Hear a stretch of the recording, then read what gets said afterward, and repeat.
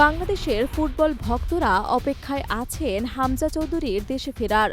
লাল সবুজের জার্সিতে মাঠ মাতাবেন এই তারকা ফুটবলার, এমনটাই চাওয়া ছিল সকলের। সময় হয়ে এসেছে দেশের হয়ে হামজার মাঠে নামার। জানা গেল তার বাংলাদেশে আসার দিনক্ষণ। আগামী 18 মার্চ দেশে ফিরতে যাচ্ছেন হামজা দেওয়ান চৌধুরী, তবে ঢাকাতে নয়, ফিরতে পারেন সিলেট ওসমানী বিমানবন্দর দিয়ে। বাফুফে সূত্রে জানা গেছে সিলেট বিমানবন্দরে অবতরণ করবেন হামজা, কেননা হবিগঞ্জের পিতৃভূমিতে পরিবার সহ একটি দিন কাটানোর ইচ্ছা রয়েছে তার। দেশে ফিরেই দিনব্যাপী তার হবিগঞ্জ সফরের সম্ভাবনা আছে। নিরাপত্তা সহ বিভিন্ন বিষয় নিয়ে চলছে পর্যালোচনা।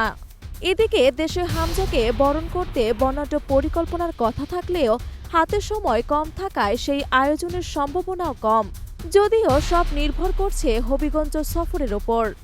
তবে বাফুফে সূত্রের দাবি, হবিগঞ্জ সফরের সম্ভাবনা বেশি, এখন সেটি বাস্তবায়নের চেষ্টা চলছে।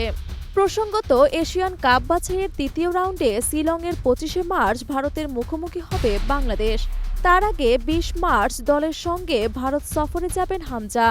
বাংলাদেশের প্রাথমিক দল: গোলরক্ষক মিতুল মার্মা, সুজন হোসেন ও মেহেদী হাসান শ্রাবণ।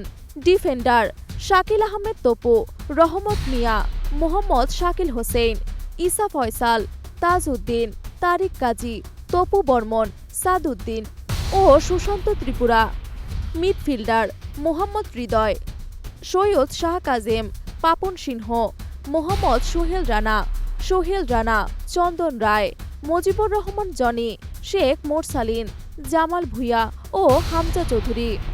ফরওয়ার্ড: রাকিব হোসেন, ফয়সাল আহমেদ ফাহিম, শাহরিয়ার ইমন, মোহাম্মদ ইব্রাহিম, আরিফ হোসেন, আল আমিন, পিয়াস আহমেদ নোভা ও ফাহমিদুল ইসলাম।